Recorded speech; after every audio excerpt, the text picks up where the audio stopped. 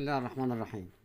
هنتكلم النهارده ان شاء الله رب العالمين عن حكم نقض في غاية الروعة خاص بجناية الاتجار في النادي الأجنبي، ومدى سلطة محكمة الموضوع اللي هي محكمة الجنايات يعني في تقدير حالة التلبس. تعالوا كده نقرا الحكم مع بعض ونشوف هنستفاد منه ايه.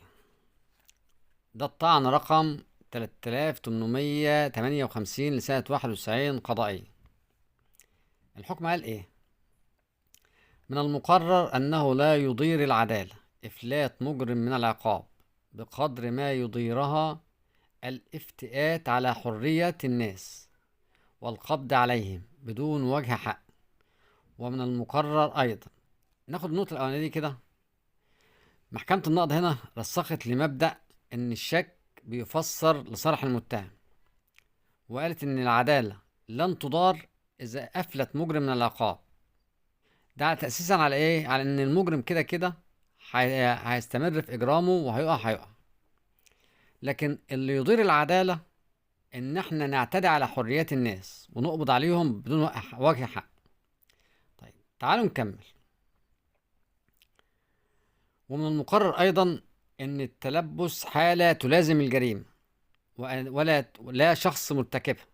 يعني حالة التلبس بتلازم الجريمة نفسها، ملهاش دعوة بالشخص اللي ارتكب الجريمة.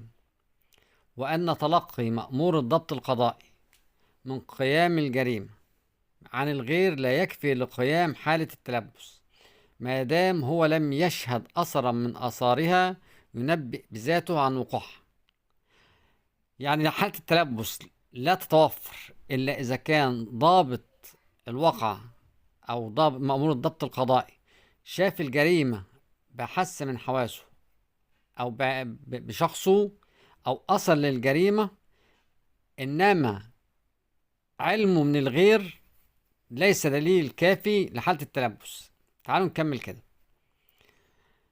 ما دام لم يشهد أثرا من آثارها ينبئ بذاته عن وقوعها بأن يتحقق مأمور الضبط القضائي من قيام الجريمة بمشاهدتها بنفسه أو إدراكها بأحد حواسه، متى كان هذا الإدراك بطريقة يقينية لا تحتمل الشك. يعني مأمور الضبط القضائي لازم يكون شاف الجريمة أو أثرها بطريقة يقينية ما فيهاش شك.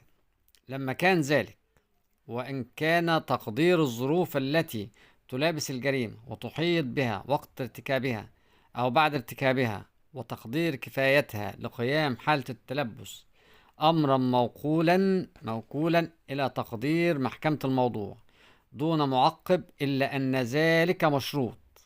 هنا بقى الحكم هيتكلم عن إيه؟ عن سلطة المحكمة الموضوع في تقدير ظروف وملابسات الجريمة، وإن كانت ديت حالة من حالات التلبس ولا لأ. تعالوا مع بعض نكمل تاني. إلا أن ذلك مشروط بأن تكون أسباب واعتبارات التي بنيت عليها المحكمة هذا التقدير صالحة لأن تؤدي إلى النتيجة التي انتهت إليها. يعني هنا محكمة النقض قالت لمحكمة الموضوع لا سلطة تقديرية في تقدير حالة التلبس، بس ده له شرط أساسي، ان هي تكون النتيجة اللي هي وصلت لها صحيحة وفقا للملابسات ووقائع الجريمة. تعالوا نكمل. وكان مؤدى الواقعة التي أوردها الحكم. هيتكلم هنا بقى عن إيه؟ عن الواقعة على السياق المتقدم ليس فيها ما يدل على أن المتهم قد شوهد في حالة من حالات التلبس. هنا بقى بيتكلم محكمة النقض عن الوقائع فعلا اللي في الدعوة، وتقول إن الوقائع اللي حصلت ماشي ليس فيها حالة من حالات التلبس. ليه بقى؟ لأن مجرد مشاهدة ضابط الواقع المصدر السري يعطي المتهم مبلغ من النقد الأجنبي، أعقبه وضع المتهم له في كيس بلاستيكي، فليس في استلام شخص نقدا أجنبي وقيامه بالاحتفاظ به يفيد ارتكاب جريمة التعامل في النقد الأجنبي.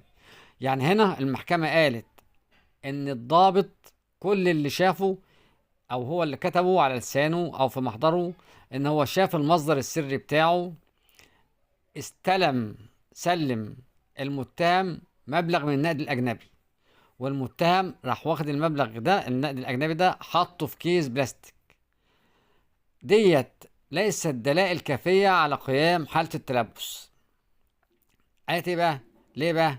قالت فليس في استلام شخص نقدا أجنبيا وقيامه بالاحتفاظ به ما يفيد ارتكاب جريمة التعامل في النقد الأجنبي على خلاف أحكام القانون، إذ أن مناط التقسيم في تلك الجريمة ليس في الاحتفاظ بالنقد الأجنبي في ذاته أو مجرد تسلمه من آخر دون أن يعقبه أي مظاهر التعامل فيها على خلاف أحكام القانون،